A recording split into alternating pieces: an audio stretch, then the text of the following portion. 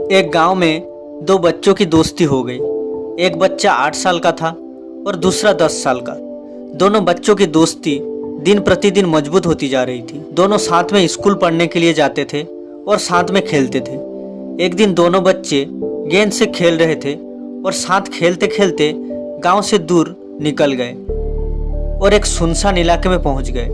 उस गांव से बाहर एक बहुत ही पुराना कुआं था जो कि सूख चुका था और उनकी गेंद भी उस पुराने कुएं में जा गिरी।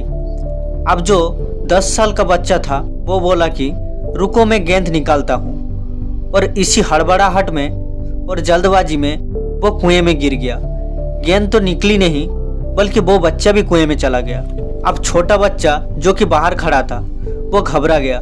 वो सोचा कि अब क्या होगा, घर वाले तो मुझे बहुत मारेंगे डांटेंगे, इसकी जान चली जाएगी, ये बच नहीं पाएगा।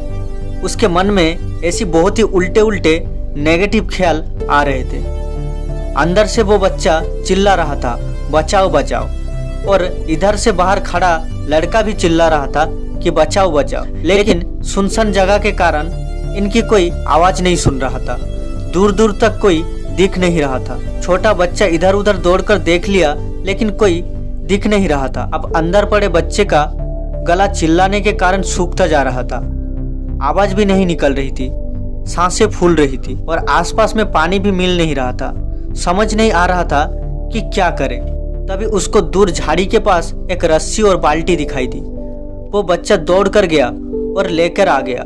उसने रस्सी से बाल्टी को बांधी और रस्सी नीचे कुएं में फेंक दी और उस 10 साल के लड़के से कहने लगा कि आ जाओ ऊपर, मैं तुम्हें खींचता हूँ। अंदर पड़ा लड़का कहने लगा, पागल तो नहीं हो गए हो, तुम भी गिर जाओगे, तुम मुझे नहीं खींच सकते हो, ये नहीं हो सकता है।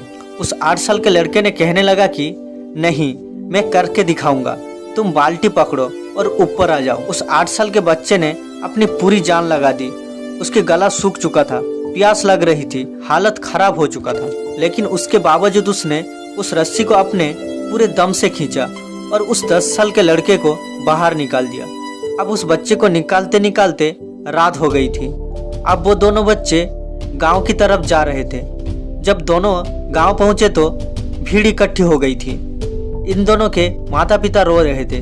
गांव वाले कह रहे थे कि बच्चे मिल जाएंगे, लेकिन मिले कहीं नहीं, तो सब परेशान थे।